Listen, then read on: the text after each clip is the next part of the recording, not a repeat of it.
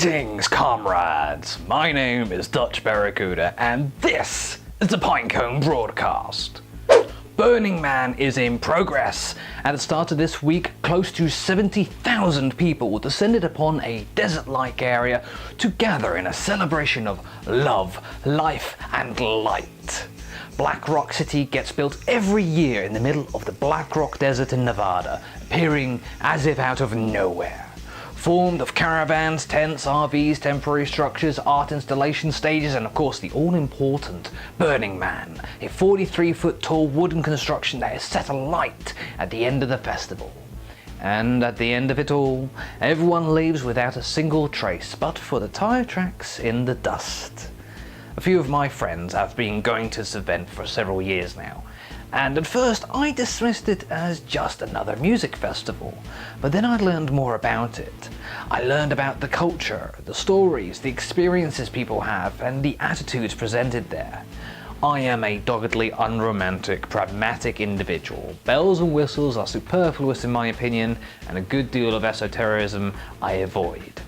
But having said that, even I can see the value and the beauty that goes into and comes out of Burning Man, and I haven't even been yet.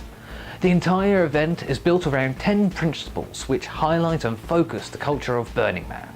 Radical inclusion, gifting, decommodification, radical self-reliance, radical self-expression, communal effort, civic responsibility, leaving no trace, participation, and immediacy.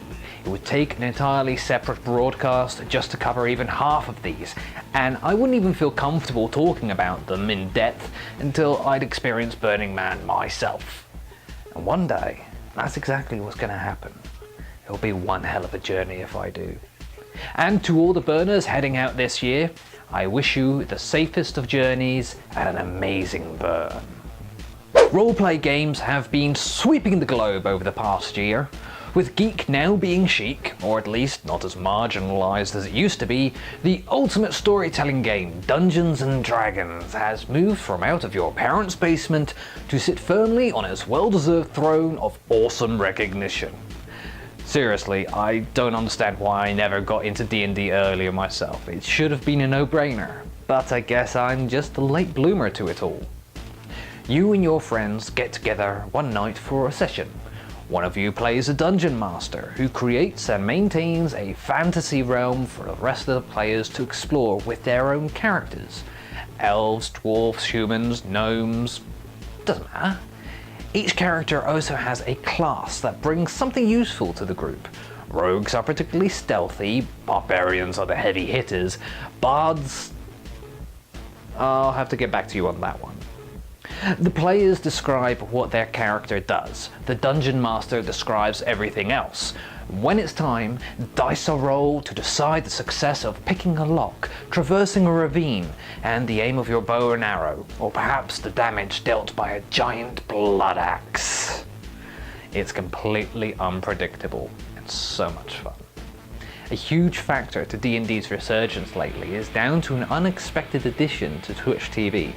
Although the site is predominantly focused on streaming video games, Geek and Sundry, headed by the talented Felicia,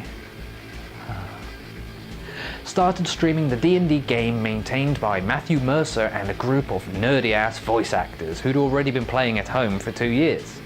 The response was incredible.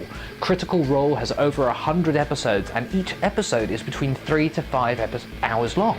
And the fan base and community it has developed since it starts is filled with talented artists and writers and cosplayers. I started at episode 67 and I haven't missed a single episode since. I even went back to the first episode and binge watched hundreds of hours. It's the equivalent of a 20-season TV show now. It doesn't end with Dungeons & Dragons though. There are hundreds of other types of tabletop roleplay games, 2 of which are also on my favourites list. The dystopian cyberpunk future of Shadowrun, and the science fiction franchise we all know and love, Star Trek. Even as we speak, I'm writing up a campaign to play with my friends, and you can probably guess what it's about. Back to the army of toy soldiers for now. One of the most infamous parts of the army is invasions. Don't worry, it's not as scary as it sounds. An invasion is simply a meetup between toy soldiers. a wee get-together for the purpose of having fun. Some invasions are small, such as 3 or more toy soldiers going to a local pub quiz or spending time at a Ren fair. Others can be larger, with dozens of people joining in for a singular purpose, like a weekend Nerf battle or a music festival. Invasions are set up entirely by toy soldiers, so it really is up to you what you want to do. It could be informal, a quick message to your comrades nearby to go down to the arcade, or a carefully planned mission planned months in ahead. In October, I'll be heading up to the MCM Expo in London, Europe's largest Comic-Con, where we'll also have an official TSU table with merchandise as well as things created by toy soldiers themselves, bracelets, masks, art and more. In the past, it's always been the case that the primary purpose for going to Comic-Cons and such, as part of an invasion, was to recruit as many people as possible into the army. But I'm actually going to suggest don't make that the goal this time. People will join if they are interested, and shoving a bit of propaganda in their face and telling them, "Join our magnificent army right now," can be a little off-putting. Have fun instead. Lead by example. Walk around like a robot, start a conga line, make a Nerf gun shooting gallery, and show off your own creations. Now it's time to plug one of our own. Last time I talked about Dr. Malice and the Absynthetic Orchestra, but this broadcast I like to make known to you Dr. Penelope Modius. She is, as you guessed it, another mad scientist, and has her own YouTube show. I dare not say she has puppets as part of it all, because frankly, last thing I want is to wake up with niches at the end of my bunk staring back at me. Dr. Modius is also usually assisted by Nibbles. Enough said there. I really like Modius's videos because she's got a twisted and dark sense of humour and really isn't afraid to add a bit of gore and blood to it all.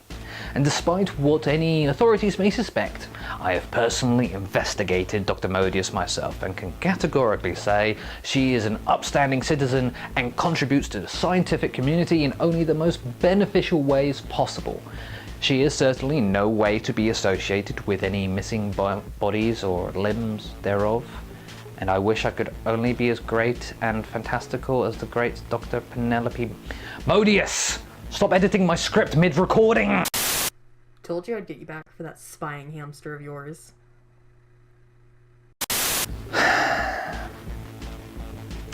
On that note, let's call it a broadcast. Thank you for watching. You can check out Toy Soldiers Unite at toysoldiersunite.com, and definitely go check out Dr. Modius's channel. Season 2 will be coming soon. Finally, if you want some genuine TSU merchandise, head to armory.toysoldiersunite.com and I will personally see to your requisition. As ever, be creative, be imaginative, and let's all march towards a utopian playland.